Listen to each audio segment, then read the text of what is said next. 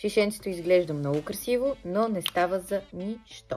Това е втора част на казвам да или не на продукти от куфара ми за грим. Пудра от Wet n Wild за цената си е много добра и е огромна. Най-любимата ми очна линия от Golden Rose. Абсолютно перфектна. Ефтина, черна, издръжлива и се маха лесно. Какво повече да искаш? Eyeshadow Stick от Kiko. Аз имам няколко такива, успях да намеря само два. Единият ми е в цвят шампанско, другият е сиво. Абсолютно да, много лесно се работи с тях.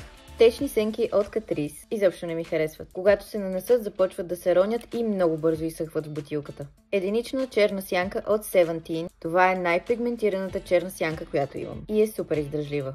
Палитрата на Urban Decay Born to Run. Много ми харесва, има общо взето от всичко. Тази палитра от Seventeen, която мисля, че е Limited Edition и не знам дали я има налична още. Много е хубава, общо взето съм я щупила от използване и нея най-вече си я нося на път, защото е компактна. Мини брейкъра на Jeffree Star. Ако харесвате лилави и розови сенки, This is a piece of art.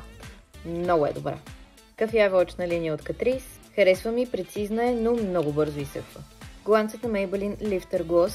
Абсолютно перфектен. Лепило за мигли от Essence, за цената си върши работата перфектно. Този тинт си го поръчах от Notino на някаква неизвестна за мен марка. Шишенцето изглежда много красиво, но не става за нищо. Face Mist от The Body Shop. С него и без него не усещам много разлика. И за финал ви показвам един пастел от Golden Rose, който трябва да се води нещо като матово червило, но за мен е адски сух.